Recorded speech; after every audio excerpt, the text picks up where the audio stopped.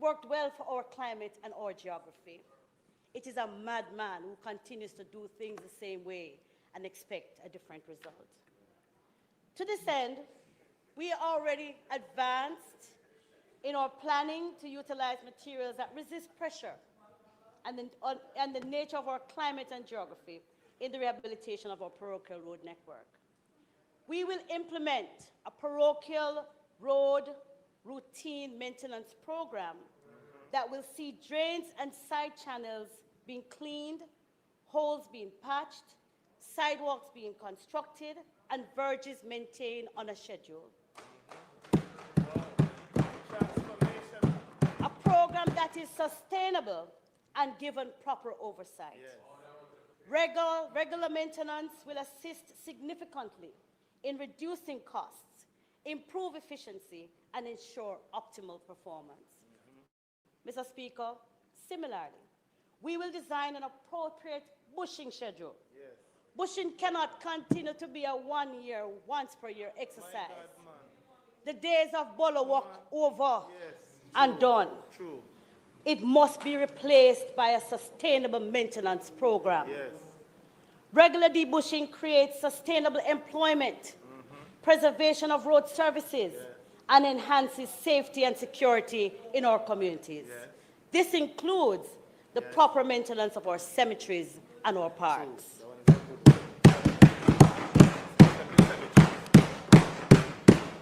It is this improved rural physical infrastructure that farmers depend on to transport inputs to their farms and their produce to markets.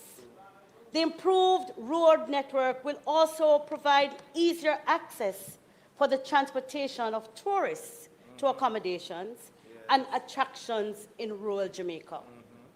Another priority of the municipal administrations will be the physical transformation of 95 markets and abattoirs island-wide to provide improved facilities for both vendors and patrons. A survey done in 2015 showed over 3,000 rentals of shared accommodation island-wide by visitors. Interviews with visitors showed they had non-negotiables like Wi-Fi and indoor toilet, but some specifically requested outdoor gardening. All wanted to learn how to cook the Jamaican way. Yeah. This is a feature of community tourism. Yeah. Community tourism is clearly a potential growth sector. We can capitalize on those opportunities if rural communities through the municipal corporations are able to provide better infrastructure. Tourism growth needs economic justice, as there is a disconnect between rising tourism figures and stagnant local economic outcomes. Yes, tourism figures and statistics suggest rising growth, but the benefits accruing to the local economy within resorts and neighboring communities are declining. Yeah. While we celebrate record arrivals and foreign direct investment, the truth is the local economy isn't reflecting those same gains. True. We are still stuck at 40 cents on the dollar, and our share of the tourism dollar remains insultingly low. Too many Jamaican-owned businesses are being edged out, pushed to the margins, while foreign conglomerates dominate every link in the value chain, from transportation to tours, from craft sales to catering, from on-site services to entertainment. We see the hotels expand, but the trickle-down contracts don't come for Jamaicans. No. We see the cruise ship arrivals, but not in the community spend.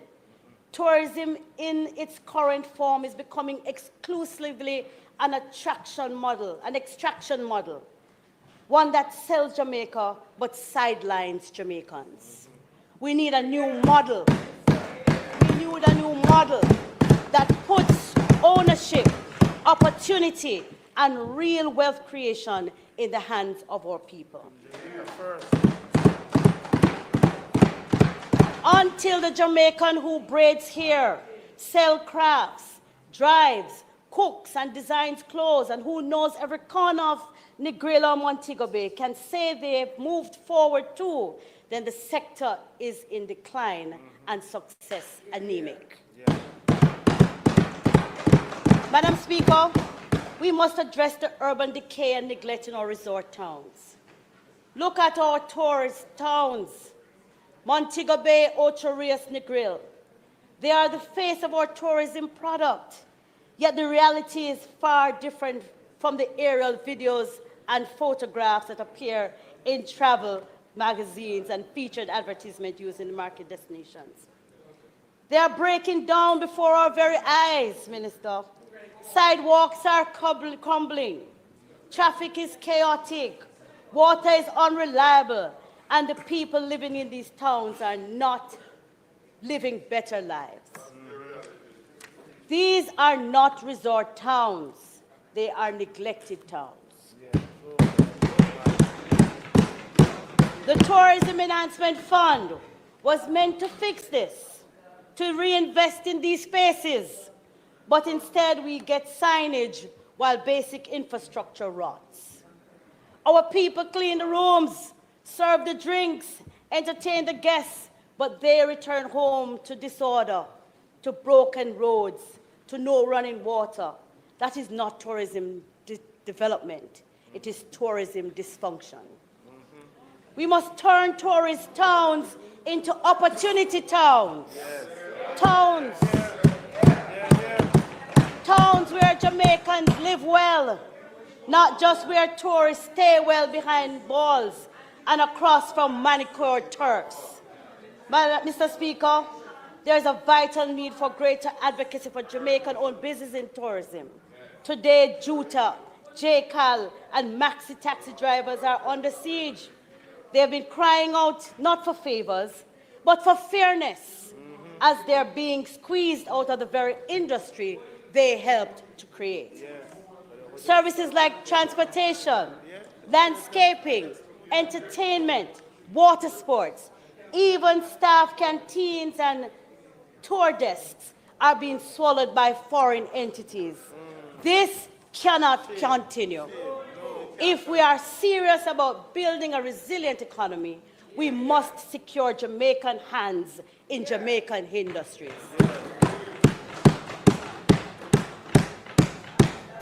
Let the tourism dollar circulate, not vanish. Inclusion cannot be cosmetic. It must be economic. Yes, so true. Tourism is integrated in the challenges caused by unplanned urbanization, which the Ministry of Local Government will address in its support of the developmental agenda. Up until independence in 1962, over 60% of Jamaicans lived in rural communities. Over 60% were now living, by 2000, over 60% were living in urban communities. The collapse of domestic agriculture led to the rural-urban migration as the labor force previously absorbed in agriculture migrated to the capital cities and urban centers for commerce and tourism. Here they hustled to make a living and over time created substantial zones of urban blight and informal squatter settlements in which they congregated without housing and sanitation. A situation that was exacerbated by spates of political instability and violence, especially circa the late 1970s and 1980s. Then came your dismemberment of the entire local government system in the 1980s.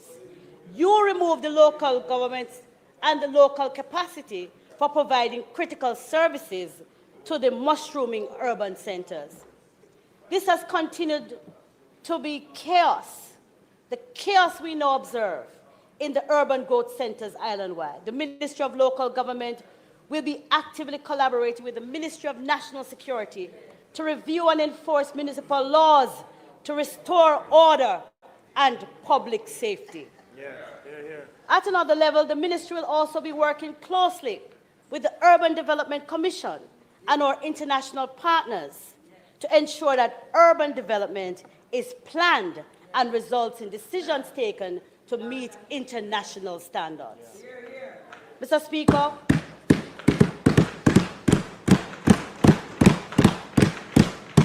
Mr. Speaker, the decision to grant parish status to Portmore has been the subject of national discussion. Let me remind the government that parish-based governance is a relic of the past.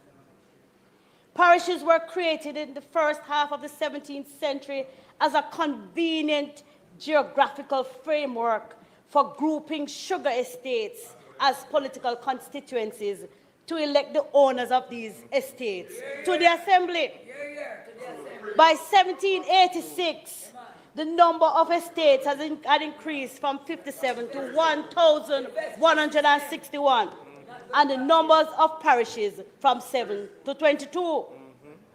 With the abolition of slavery and the requirement, though meager, to compensate former slaves for their labor, the sugar industry suffered its own first collapse.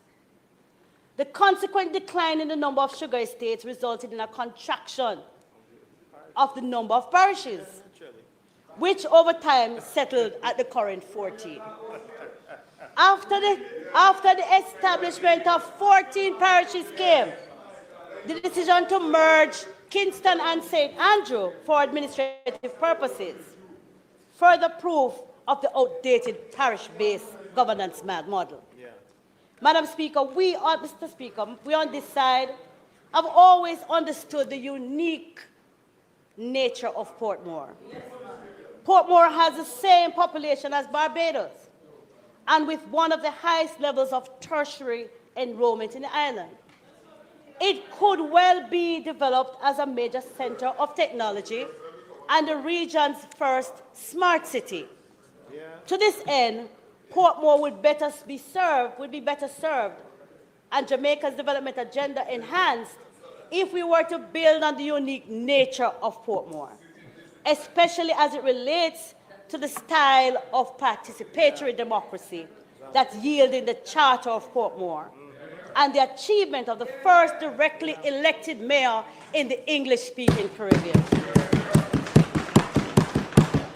An achievement nearing quarter century of trials and proven successes in meetings and surpassing challenges. As the country's main urbanized space, Portmore represents best practice example of homegrown governance solutions that should be replicated, not relegated. Similarly, another set of governance ideals which came out of the broad-based local consultation include the community and parish development models. While the implementation of these elements of local governance was less than hoped for, we now have an opportunity to review these structures, retain the best elements, and supplement them with modern approaches that have emerged across the world to deal with complex emerging challenges such as climate change, response, mitigation, and adaptation.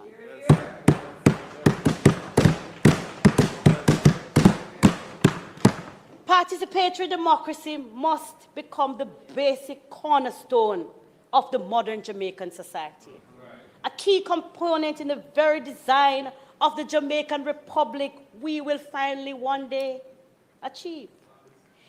It must be seen as a tool to give enhanced powers and responsibilities to citizens, empowering them to not only join, but to lead the conversations at every level of national life and governance, to move us beyond the election day access point for citizen participation and cure the malady of ever-shrinking numbers with respect to voter turnout.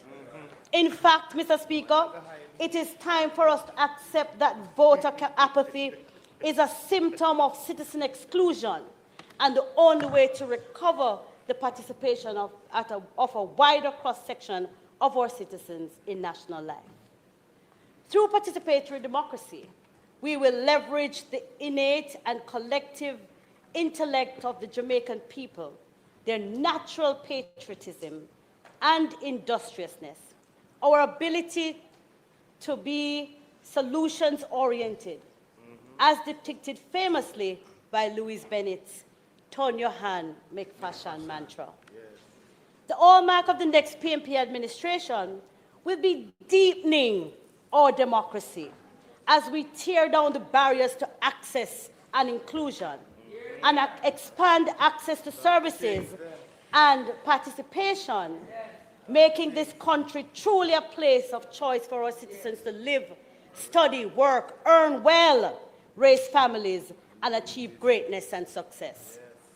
Part of realizing this vision will be the repurposing of the community development committees, the parish development committees, and the DAs, district associations. The intention, Mr. Speaker, is that strategic piece of legislation, which was laid here in 2016, will give to the CDCs and PDCs a widening scope of citizen participation at the very local level. The Social Development Commission would be the registrar of community-based organizations and would confirm legal status to these groups as stakeholders and partners in governance. The next PNP-led administration commits to reviewing all related legislation that impinges on the ability of the SDC to carry out its mandate as an increasingly modern society. Last one. Look for the one that said waste management. Just look at about 24. About 24, 25. Remote drive. That's it. Solid waste.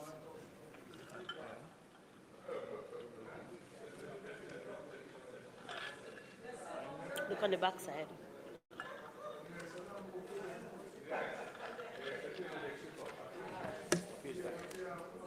$25.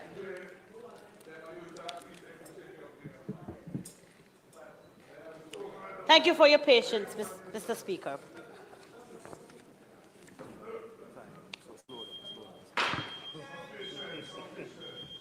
Sufficient. 20 minutes.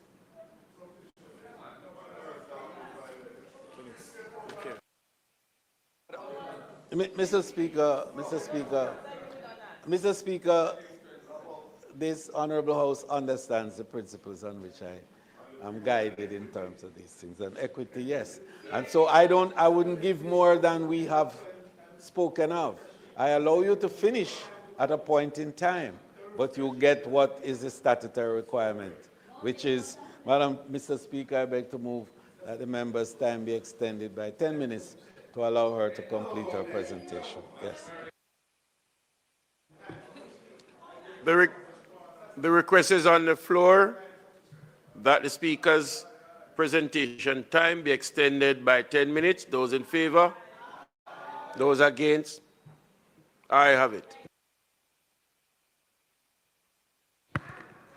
Thank you so much, colleagues. I appreciate it. One critical urban service in waste management and collection and disposal requiring urgent attention is the collection, management, and disposal of solid waste.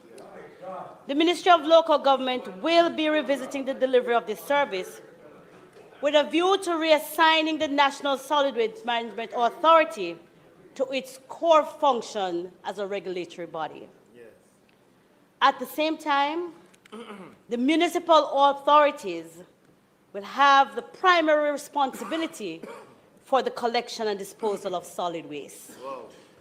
Transformational. Despite their best efforts over many years, the municipal corporations have been unable to achieve the necessary standards in collection demanded by the residents across the municipalities.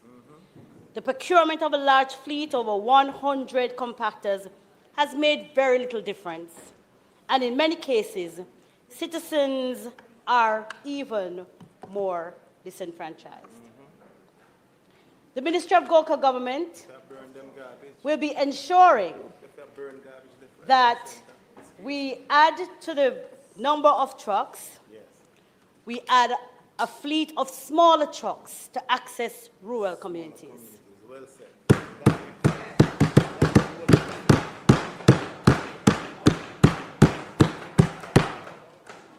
As we are dedicated to ensure that we secure measurable improvements in public cleansing, as it affects all communities, all business areas, all institutions, all parishes and classes, PMP or JLP or no P at all.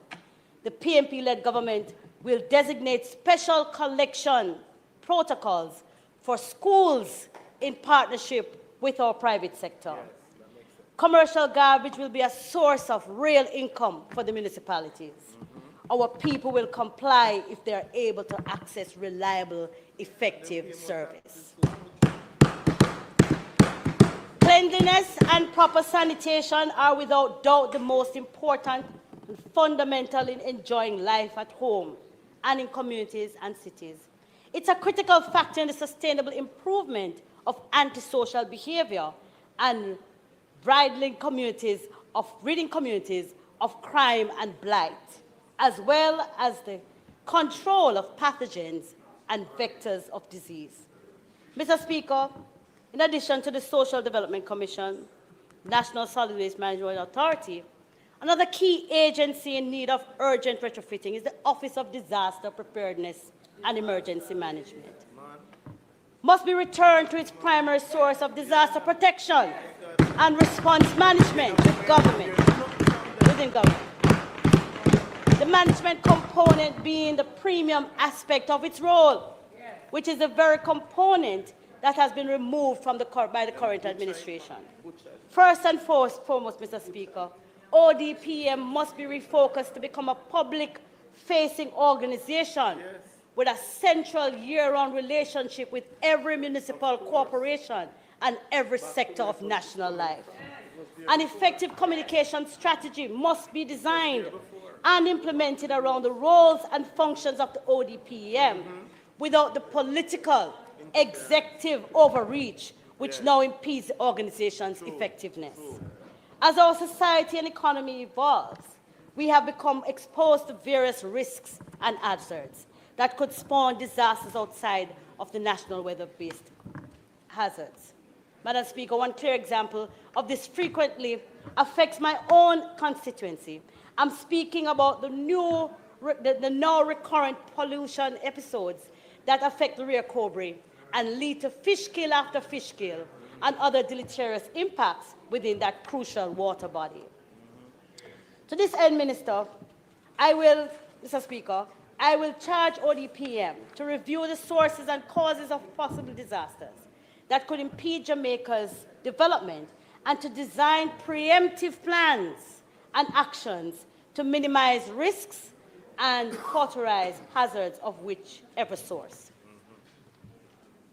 Madam Speaker, still on this theme of hazard, Mr. Speaker, hazard mitigation and response, I now turn to the fire services. We have had an established fire service in Jamaica for 154 years. Over that time, the risk profile of our country has changed significantly. New climate and weather-related realities, for example, making high wildfires a real risk for Jamaica. Various parts of the islands are differently vulnerable to various risks and hazards based on the population density, infrastructure challenges, water availability, main economic activity, etc. We must therefore aim to improve our ability to prevent and combat the outbreak of fire emergency throughout our communities. Madam Speaker, training is an obvious area for improving our ability to deal with these challenges. Jamaica is still without a training facility for our firefighters. Within the first year of the PNP administration, we will commence the process of identifying suitable space to establish a fire response training academy to provide ongoing training for our firefighters, exposing them to international best practices and the use of modern technology to increase their capacity to aid with search and rescue investigations, emergency services, in addition to firefighting. Training will be modularized and will come on with on-the-job certification, commensurate promotion, and remuneration packages, reflecting the valuable skills that our responders possess and reflecting the value the society places on them as professionals. The hardworking men and women who don the uniform of a firefighter will know they have an advocate within the executive who understands that they are crucial professionals and agents of national development and not forgotten as distant relatives or as are they not being treated. Mr. Speaker, try to see if I can cut some of this.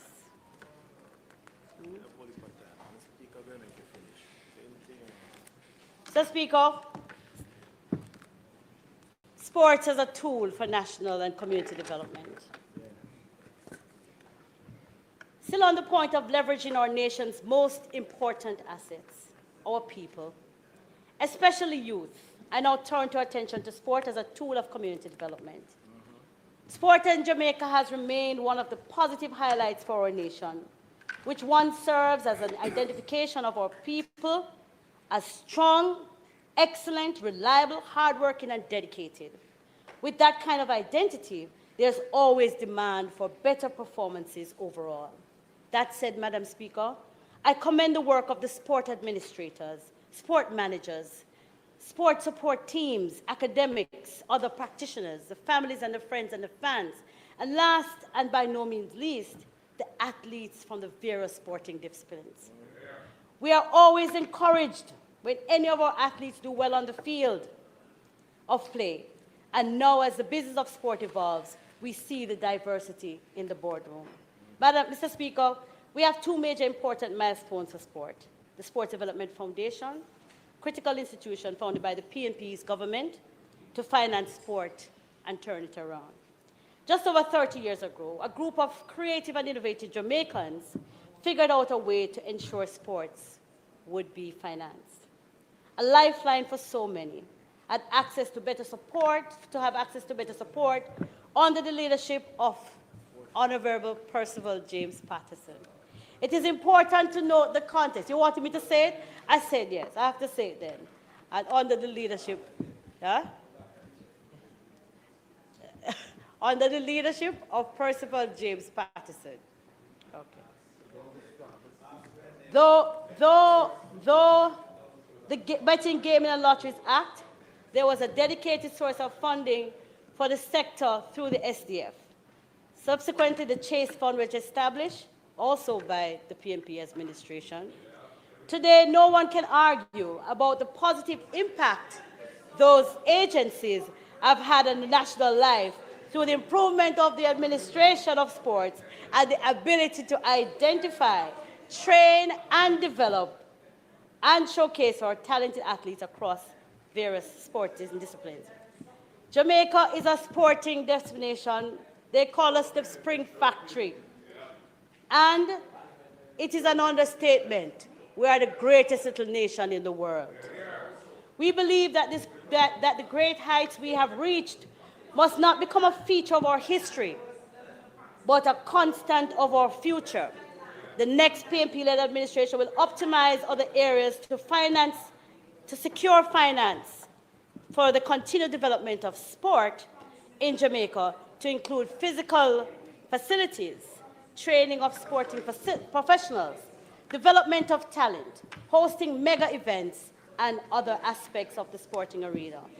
This includes licensing agreements and other modern tools which to date we have not optimized.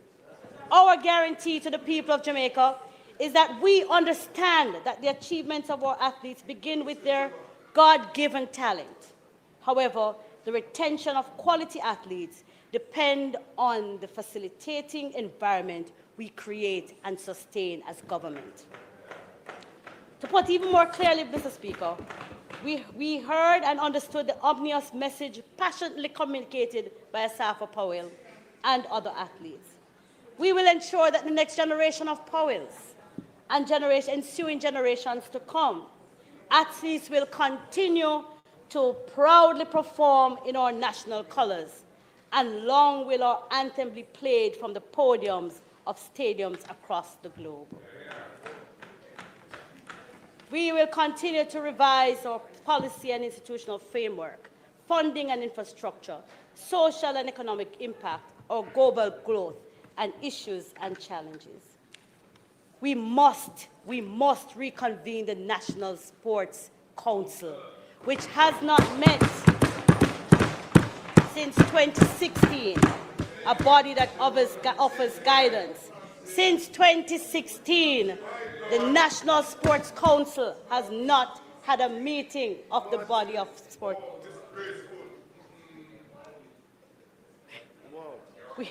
We will engage reporting activity federations so they are able to collaborate more national and regional international partners.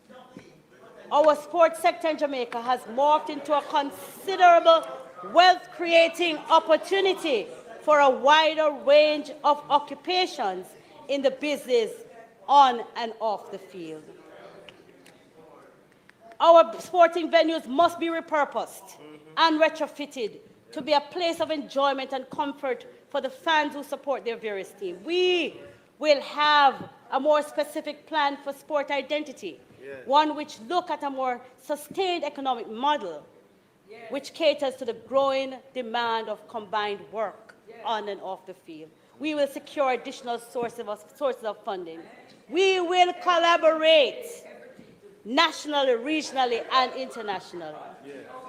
Mr. Speaker, the next PMP administration will acknowledge the changes, rethink our approach, and we look forward to excellent performances at the World Athletics Championships later this year, and hope that both our reggae girls and our boys will qualify for their respective World Cup competitions. In conclusion, Mr. Speaker, they're playing at 6 this evening and they're going to win. They're going to win. In concluding, Madam, Mr. Speaker, in concluding, Mr. Speaker, as I said at the start of this presentation, we are again on the eve of national elections. It has been often said that every election places the country at a crossroads. Yes. That is generally true. However, the upcoming general election sees the country at a peculiar point in our country's journey. It was the American poet Robert Frost who says, "Two roads diverge in a yellow wood," and that the traveler, as he surveyed the options, look at the road less traveled. Yes. Jamaica is that traveler, and as he surveys the options, he has some tools in his disposal which no other electorate has had. For one, the last 15 months have provided the opportunity to measure the KSAMC, for example, and compare the achievements there against the failures in the St. Anne municipality. The distinctions are clear, Mr. Speaker. The voters also observed the wanton disregard of the Constitution, evidenced by the several rulings by the court that have made it clear that this administration has a penchant for either abridging or outright ignoring the constitutional rights of the people of our beloved country. We saw this with the ruling against the government in respect to NIDS. We saw it again with the ruling in respect to the states of emergency. Yes. We saw it this week with the ruling against the overzealous and arrogant mayor in St. James. Yes. Not to mention the adjustment of job requirements so that pre-selected individuals having auditioned in public for jobs can be placed in positions for which they are obviously not qualified. Hence the need for adjusting the hence the need for adjusting the job requirements. The voters know of whom and about what I speak. Yes. I need not delineate them here. The voters know that each week their dreams are dashed. Basic dreams and big dreams. The dream of affording all the items in the grocery basket. The list is just shattered when they go to the cash register and they can't get. Their purchasing power evaporates week after week. Big dreams like owning a home are shattered as the astronomical selling prices quoted in US dollars mock them as they read through magazines, newspapers, and websites. The voter knows it's obvious that time has come for a change. Even as a cabinet minister begs them to stick to the evil or to excuse them for what they have not achieved. I mean, if both statements were to be combined, the message to the voter would simply say, evil though we are, failing as we are, choose we are loaded. That's what the message is saying. If it wasn't so serious, it would be laughable. But Jamaicans will not choose evil. We were never born to choose evil. They will not choose evil. Jamaica will not choose underperformance. We are high achievers. Jamaica will not accept mediocrity. We are big dream people. Jamaicans understand that what is needed now is not more of the same, but rather bold and transformative steps that must be taken to redefine the very fabric of our society. Jamaicans will not choose to continue to watch things deteriorate, miss deadlines, ballooning budgets for hospitals to be reopened. They will not pivot. They will not reach for hope, knowing that the hope can't spark. Jamaicans understand that we must become architects of new destiny, as foreparents had. Speaker. You must wrap up now.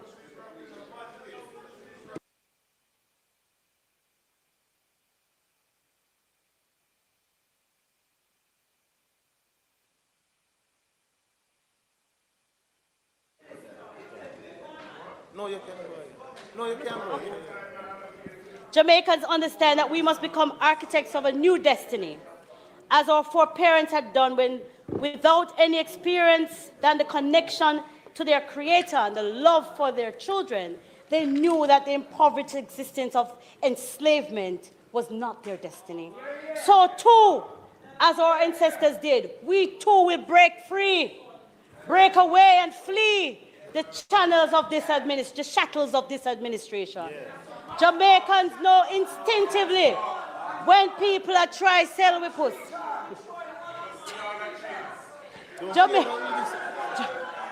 Jamaicans know instinctively that the road we have been on for the last 9 years is not, and will not take us to where we need to go.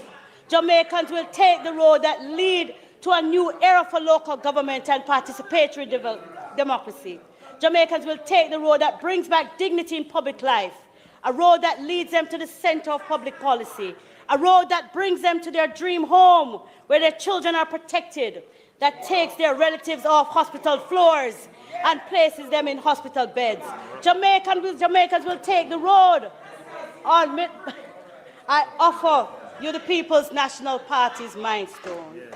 What are those milestones? Better policies and programs, better centered leadership, schools being built and renovated, better salaries and work conditions, improved standard of living, increased access to water, renewable energy, and affordable electricity. A society that honors talent and innovation are not sidelined but celebrated. A society that cultivates partnership between government and communities. They will listen, Mr. Speaker, as I close. Speaking, the people know they are to use their heads. Yeah. And they will use their heads like highly, wisely. Decide their heads. Speaking of the head, we will all head in the field to make the arguments contend. I am confident that the people of Jamaica will listen to those arguments through the same ears that have heard their long-run cries for hunger when admitted to hospitals. They will listen to the same ears that have heard when the cash register reaches past their budget when half of the groceries not rung up yet. They will listen to the same ears that heard the broken policies of fixed election dates, impeachment legislation, and shout through microphones for supporters to protest at work and in marketplaces.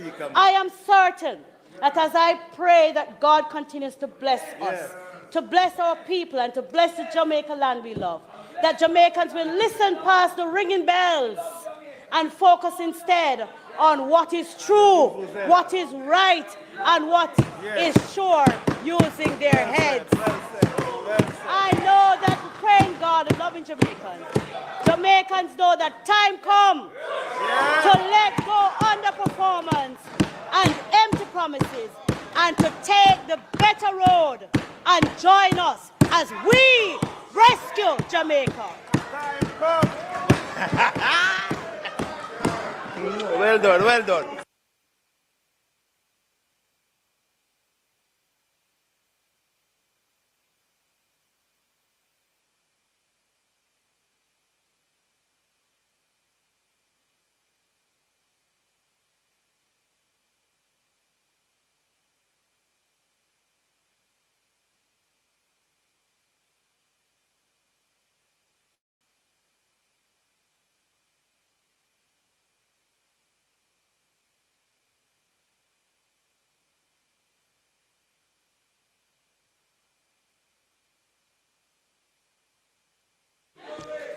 Leader of Government Business.